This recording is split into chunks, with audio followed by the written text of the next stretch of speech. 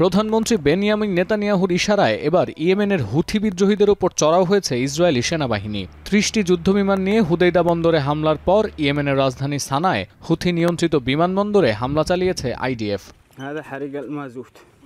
এর আগে রোববার ইসরায়েলের বেন গুরিয়ন বিমানবন্দরে হামলা চালায় ইয়েমেনি এই সংগঠনটি। এর জেরে মঙ্গলবার রাজধানী সানার বিমানবন্দরের আশেপাশের এলাকা থেকে বাসিন্দাদের সরে যাওয়ার নির্দেশ দেয় ইসরায়েল। রয়টার্স জানায়, হামলায় ইয়েমেনের ৩টি বেসামরিক বিমান ক্ষতিগ্রস্ত হয়েছে। ইসরায়েলি বিমান আঘাত এনেছে হুথি নিয়ন্ত্রিত সামরিক ঘাঁটি, বিমানবন্দরের রানওয়ে ও ডিপার্চার হলেও। ইরান সমর্থিত এই সংগঠনটির বিরুদ্ধে পরপর চালানো দুটি অভিযানকে পুরনো হিসাব মেটানোর সাথে তুলনা করছেন ইসরায়েলি প্রধানমন্ত্রী বেনিয়ামিন নেতানিয়াহু। হামলার পর তিনি দাবি করেন, কেউ তেল আবিবের শান্তি ভঙ্গ করার চেষ্টা করলে তাকে সেই অপকর্মের ফল ভোগ করতে হবে। אמרתי פעמים רבות שמי שתוקף את מדינת ישראל תעמוד בראשו.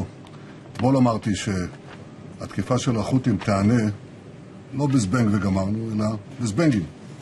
אז אתמול נתנו זבנג.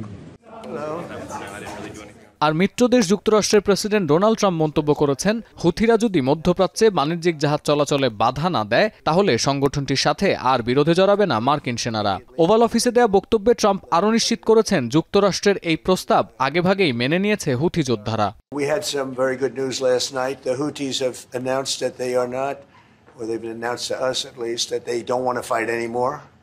They just don't want to fight, and we will honor that. And we will stop the bombings.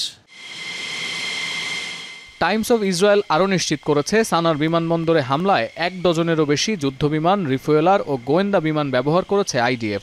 Israeli প্রতিরক্ষা বিভাগের দাবি, মঙ্গলবারের এই হামলায় সানা বিমানবন্দর পুরোপুরি অকেজো হয়ে গেছে। তাদের অভিযোগ, এই এয়ারপোর্ট ব্যবহার করে অস্ত্রশস্ত্র ও শীর্ষ সন্ত্রাসীদের আনা নেয়া করত ইয়েমেনের হুথি বিদ্রোহীরা। সতীর্থ কর্মকার, এখন বিশ্ব। কালার এক্সপার্ট, জর্জ স্যাপ এবং মাইল্ড অন হ্যান্ডস টেকনোলজি সমৃদ্ধ অরিক্স ক্রিস্টাল ওয়াশ আপনার লন্ড্রি এক্সপার্ট।